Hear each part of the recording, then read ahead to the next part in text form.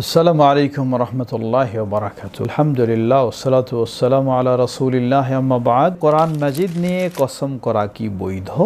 কোরআন মাজিদ নিয়ে কসম করা বৈধ কিনা এই প্রশ্নের জবাবে আমরা বলবো, আমাদের সমাজেও অনেক রয়েছে। অনেক সময় দেখি কোনো কিছু প্রয়োজন হলে কোরআন নিয়ে আমরা শপথ করি, কসম করি। এটি কতটুকু বৈধ, সঠিক হবে কি না? জবাব, প্রথমে আমরা বলবো আল্লাহ সুবহানাহু ওয়া তাআলার কসমের ক্ষেত্রে আল্লাহ রাসূল সাল্লাল্লাহু আলাইহি ওয়াসাল্লাম বলেন, মান কানা হালিফান ফালইয়াহলিফ বিল্লাহ। যে কসম করতে চায় সে যেন আল্লাহর নামে কসম করে।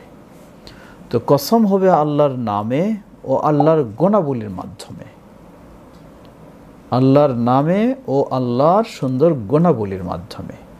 তো কোরআনুল কারীম যখন আমাদের বিশ্বাস আকীদা হলো কোরআনুল কারীম হলো কালামুল্লাহ, আল্লাহর সিফাত, আল্লাহর গুণ, এটি একটি।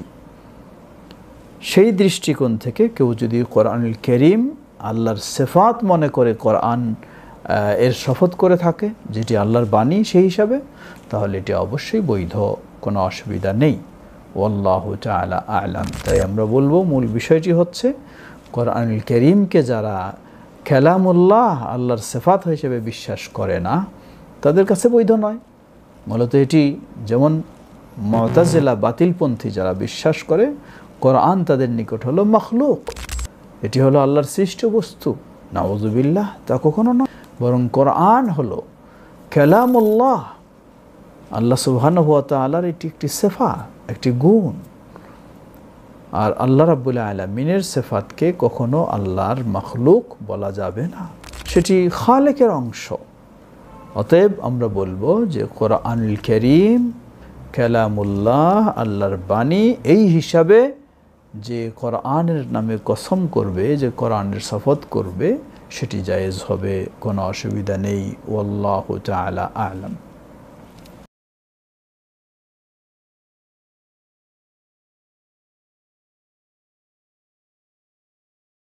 নবী সাল্লাল্লাহু আলাইহি ওয়াসাল্লাম এর কবর কি মসজিদের ভিতরে? অত্যন্ত একটি গুরুত্বপূর্ণ প্রশ্ন। আজকে আমাদের দেশে, ভারত উপমহাদেশেও আমরা লক্ষ্য করি যে অনেকেই কবরের ভিতরে তাদের প্রিয় ব্যক্তি, তথাকথিত বুজুর্গ বা উলিয়া তাদের কবরগুলি মসজিদের ভিতরে নিয়ে আসছে এবং সেই মসজিদে সালাত আদায় করে। এটি মূলত কখনোই বৈধ হবে না, হারাম এটি। তো তারা কি করে? তারা দলিল পেশ করে যে নবী সাল্লাল্লাহু আলাইহি ওয়াসাল্লামের কবর তো মসজিদে নববীর ভিতরে রয়েছে। জবাব, আমরা বলবো এ কথা কখনোই সঠিক নয়। নবী সাল্লাল্লাহু আলাইহি ওয়াসাল্লামের কবর কখনো মসজিদে নববীর ভিতরে ছিল না। লক্ষ্য করুন, নবী সাল্লাল্লাহু আলাইহি ওয়াসাল্লামের কবর কোথায় ছিল? নবী সাল্লাল্লাহু আলাইহি ওয়াসাল্লাম তিনি যখন মারা গেলেন, কোথায় দাফন করা হবে সে বিষয়ের সমাধান আসলো যে নবীদের নিয়ম হলো তারা যেখানে তাদের মৃত্যু হয় সে জায়গায় তাদের দাফন হয়। তো নবী সাল্লাল্লাহু আলাইহি ওয়াসাল্লামের মৃত্যু হয়েছে তার সহধর্মিণী উম্মুল মুমিনিন আয়েশা রাদিয়াল্লাহু তাআলা আনহার ঘরে। তিনি সেখানে মৃত্যুবরণ করেছেন, ইন্তেকাল করেছেন। আয়েশা রাদিয়াল্লাহু আনহার ঘর তো কখনোই মসজিদের ভিতরে ছিল না, সেটি ছিল মসজিদের সেই বাম সাইডে। মসজিদ এবং আয়েশা রাদিয়াল্লাহু আনহার ঘর উভয়ের মাঝে ছিল আরেকটা আড়াল, সেটি পর্দা দিয়ে অথবা বেড়া দিয়ে একটি আড়াল ছিল। এর বাইরে ছিল আয়েশা রাদিয়াল্লাহু আনহার ঘর। এই ঘরেই রাসূলুল্লাহ সাল্লাল্লাহু আলাইহি ওয়াসাল্লাম বেশি সময়, এবং পার্শ্বে অন্যান্য স্ত্রীদেরও ঘর, সেখানে অবস্থান করতেন। তো আয়েশা রাদিয়াল্লাহু আনহার ঘরেই আল্লাহ রাসূল সাল্লাল্লাহু আলাইহি ওয়াসাল্লাম মৃত্যুবরণ করেন। আর নিয়ম অনুযায়ী রাসূল সাল্লাল্লাহু আলাইহি ওয়াসাল্লামকে সেই জায়গায় দাফন করা হয়। এটি ছিল আয়েশা রাদিয়াল্লাহু আনহার ঘর, কখনো মসজিদে নববীর ভিতরে নয়।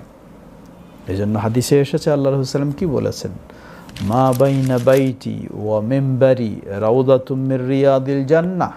আমার বাড়ি এবং আমার মসজিদের মেম্বার এর মাঝের যে অংশটুকু, এটিকে বলা হয় রাউদা। যদিও আজকে আমাদের ভারত উপমহাদেশের কিছু মানুষ অজ্ঞতাবশত রাসূলুল্লাহের কবরকে রাউদা বলে, এটি ভুল, সম্পূর্ণ ভুল এটি। এটি একটি অজ্ঞতা ছাড়া কিছুই নয়। কখনো এটি নবী সাল্লাল্লাহু আলাইহি ওয়াসাল্লামের কবরকে স্বয়ং নিজেই নবী সাল্লাল্লাহু আলাইহি ওয়াসাল্লাম কবর বলেছেন, রওজা নয় বলেননি, সাহাবায়ে কেরামও বলেন নাই। রওজা আলাদা জিনিস, সেটি নবী সাল্লাল্লাহু আলাইহি ওয়াসাল্লামের ঘর এবং মসজিদে নববীর মেম্বার এর মাঝের অংশটুকু, এটা হলো রওজা। সুতরাং নবী সাল্লাল্লাহু আলাইহি ওয়াসাল্লাম তিনি নিজেও তার ঘরকে মসজিদ বলেননি, সেটাকে ঘরেই বলেছেন, আর সেখানেই তাকে দাফন করা হয়েছে। পরবর্তীতে খোলাফায়ে রাশিদিনের পরে উমাইয়া বংশের সময় মসজিদ যখন আরও সম্প্রসারণ হয়, তখন সেটি এই সম্প্রসারণের অংশের ভিতরে প্রবেশ হয়ে যায়। কিন্তু প্রকৃতপক্ষে নবী সাল্লাল্লাহু আলাইহি ওয়াসাল্লামের কবর কখনো মসজিদের ভিতরে ছিল না, ছিল আয়েশা রাদিয়াল্লাহু আনহার ঘরের ভিতরে। অতএব এটাকে দলিল ব্যবহার করে কেউ মসজিদের ভিতরে কবর বানায় নিবে, এটি সম্পূর্ণ হারাম, তা কখনো জায়েজ নয়। আল্লাহ রাসূল সাল্লাল্লাহু আলাইহি ওয়াসাল্লাম কবরে ইবাদত করতে নিষেধ করেছেন, আর মসজিদ হলো ইবাদতের জায়গা, তাই অবশ্যই মসজিদকে কবর মুক্ত রাখতে হবে। আল্লাহু তাআলা আ'লাম।